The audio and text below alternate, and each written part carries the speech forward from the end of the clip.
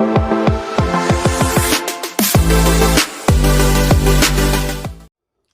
Dear students, आज हम लोग क्वांटम नंबर के बारे में कुछ क्वेश्चन करते हैं ताकि हम लोगों ने पिछले जो भी लेक्चर में क्वांटम नंबर या उससे रिलेटेड टॉपिक जो भी पढ़ी है उसको हम लोग और अच्छे से क्लियर कर सके। देखिए हमारे पास यहाँ पे कुछ क्वेश्चन लिखे हुए हैं, हम लोग स्टेप बाय स्टेप हर एक एक क्वेश्चन को सॉल्व करते हैं।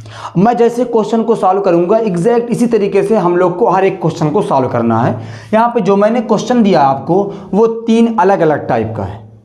तो सबसे पहले हम लोग पहले क्वेश्चन को देखते हैं। क्वेश्चन लिखा हुआ है right all 4 quantum number of 15th electron of calcium, यानी कैल्शियम के 15वें इलेक्ट्रॉन की चारों क्वांटम नंबर निकालनी है। तो सबसे पहले हम लोग बात करते हैं, हमारे पास ये कैल्शियम है। अब सोल्यूशन पहले का हम लोग करते हैं, सोल्यूशन नंबर पहले का। तो कैल्शियम का एटॉमिक नंबर होता है 20। क्लियर है। अब इसका सबसे पहले जब आपको कोई एलिमेंट दिया हुआ है तो सबसे पहले उसका इलेक्ट्रॉनिक कॉन्फ़िगरेशन लिखो ताकि हमको पता चले कि जो हमारा 15 इलेक्ट्रॉन है या जिस भी इलेक्ट्रॉन के बारे में बात हो रही है वो बेसिकली किस शेल में है और किस सब शेल में है। तो यहाँ पे पहला electron 1s2, 2s2, 2p6, 3s2, 3p6, 4s2, ये इसका पूरा हम लोग 20 इलेक्ट्रॉन का। अगर आपको ये नहीं समझ में आ रहा कैसे हो रहा है तो इसके बारे में वीडियो ऑलरेडी अपलोड है, आप प्लेलिस्ट में जाके देख लें। वहाँ पे अहबाउ प्रिंसिपल और हुंड रूल के बारे में वहाँ पे मैंने ऑलरेडी आपको डिस्कस कर चुके हैं। अब यहाँ पे देखिए 1s2, 2s2, 2p6, 3s2, 3p6, 4s2, यहाँ पे 20 इलेक्ट्रॉन है, लेकिन हमको निकालना किस इलेक्ट्रॉन का है? 15 इलेक्ट्रॉन का है। तो देखिए 2, 2, 4, 6, 4, 10, 10, 2, 12 यानी 13 इलेक्ट्रॉन से लेकर 18 इलेक्ट्रॉन तक हमारे पास इसमें है। जब ऐसी कंडीशन हो तो मैंने कहा था अब यहाँ पे हमको n निकालना है, हमको यहाँ पे l निकालना है, और हमको यहाँ पे m निकालना है, और यहाँ पे हमको s निकालना है। हमको ये चारों वैल्यू को फाइंड आउट करना है। ये प्रिंसिपल क्वांटम नंबर है, ये एजीमुथल क्वांटम नंबर है, ये मैग्नेटिक क्वांटम नंबर है, और ये हमारे पास स्पिन क्वांटम नंबर है। देखिए यहाँ पे हम लोगों ने कहा था कि SPDF से पहले जो वैल्यू लिखी होती है वो बेसिकली रिप्रेजेंट करती है स्मॉल n को। तो यहाँ पे वैल्यू कितनी है? n = 3। ये हो गया हमारे पास प्रिंसिपल क्वांटम नंबर, यानी शेल नंबर 3 हो गया। अब यहाँ पे हम लोग L की बात करें तो जब n की वैल्यू 3 है तो L की जो वैल्यू होती है वो हमेशा n-1 होती है, n-1 से लेके 0 तक, यानी 2, 1, 0। ये तीनों में से कोई एक वैल्यू हो सकती है। अब कौन सी एग्जैक्ट है वो हम लोग देखें तो यहाँ पे P लिखा हुआ है, P के लिए L की वैल्यू 1 आती है, 0 के लिए S आती है, 1 के लिए P आती है, और 2 के लिए D आती है। ये मैंने आपको ऑलरेडी पढ़ा दिया। अब यहाँ पे m की वैल्यू, अब m की वैल्यू जो होती है वो डिपेंड करती है l पर, और m की वैल्यू होती है -l से लेके +l तक। तो इसको कैसे एग्जैक्ट एक वैल्यू फाइंड आउट करेंगे? तो यहाँ पे हम लोग सबसे पहले ऑर्बिटल बनाएंगे। ये हमारे पास कितने ऑर्बिटल बनेंगे? p में 3 ऑर्बिटल।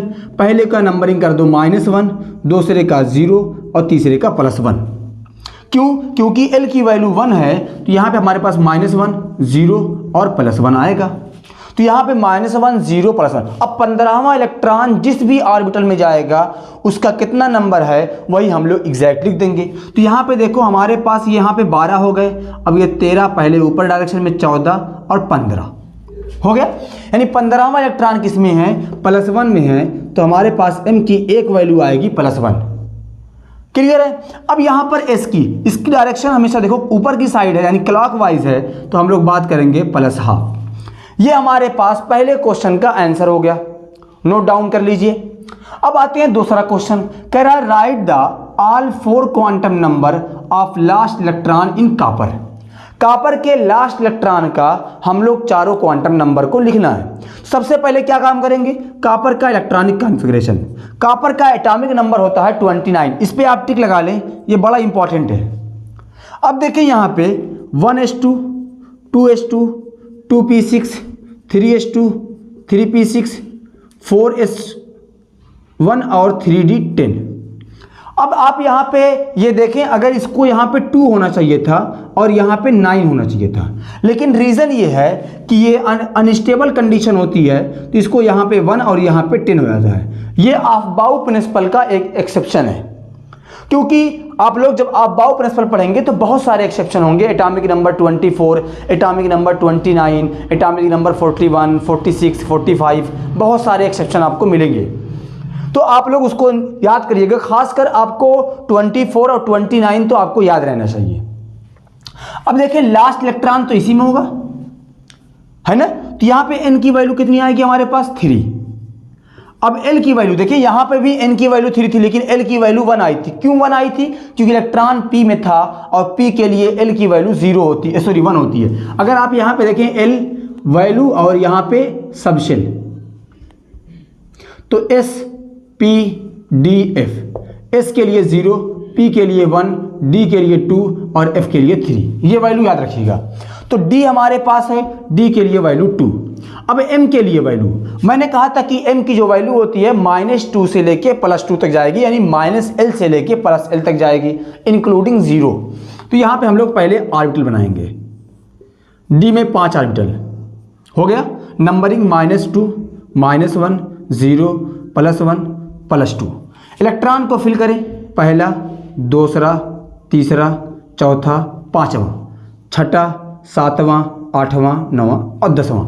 देखिए जो लास्ट इलेक्ट्रॉन आया वो किस में आया है? इसमें आया है, तो यहाँ पे हो जाएगा +2।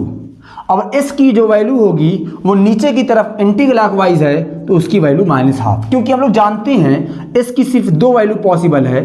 अगर इस तरह से डिनोशन होगा इलेक्ट्रॉन का तो इसकी आएगी +12, और अगर इस तरीके से होगा तो उसकी आएगी -12। क्लियर हो गया? अब आते हैं हम लोग तीसरे क्वेश्चन पे। देखिए तीसरा क्वेश्चन क्या कह रहा है कि सोडियम की निकालनी है, लास्ट इलेक्ट्रॉन की। सोडियम का एटॉमिक नंबर 11। अब यहाँ पे बात करें 1s2, 2s2, 2p6, 3s1, यही तो हमारे पास है, यानी ये हमारे पास इस तरीके से है।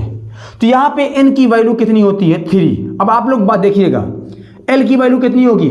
यहाँ से देखिए s के लिए l की वैल्यू 0, उसके बाद m की वैल्यू, तो हम लोग ऑर्बिटल बनाएंगे और s में सिर्फ एक ऑर्बिटल है, पहला इलेक्ट्रॉन यहीं पे, तो ये 0 ही होगा, क्योंकि अगर l की वैल्यू m की जो वैल्यू होती है वो -L से लेके +L तक होती है, तो 0 में तो -0 + 0 होता नहीं है, ये हमारे पास आ गई 0।